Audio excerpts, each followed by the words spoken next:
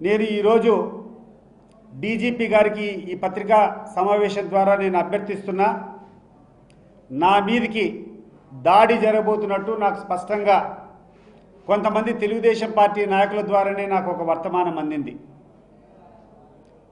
నేను నిరాయుధుణ్ణి,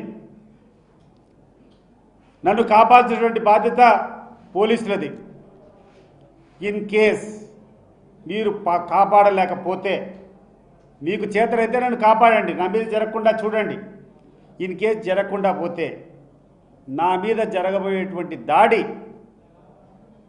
sponsored by ఈ రాష్ట్ర ప్రభుత్వం, లోకేష్ అండ్ బీటెక్ రవి. నాకేమైనా జరిగినా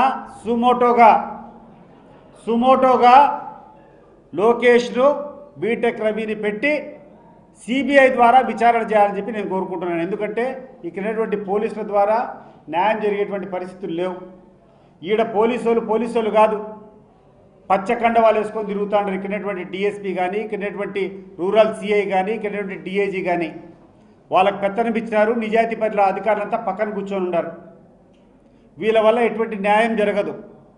నా మీద దాడి జరిగితే, నా మీద ఏ రకమైనటువంటి జరిగినా కూడా ప్రధానంగా ఈ రాష్ట్రంలో ఉన్నటువంటి మంత్రి లోకేష్ను, అదే రకంగా ఇక్కడటువంటి స్థానిక తెలుగుదేశం ఇన్ఛార్జ్ బీటెక్ రవిని సుమోటోగా పెట్టి సిబిఐ ద్వారానే ఎంక్వైరీ జరగాలని చెప్పి నేను కోరుకుంటున్నాను. నా మీద ఏమైనా దాడి జరిగితే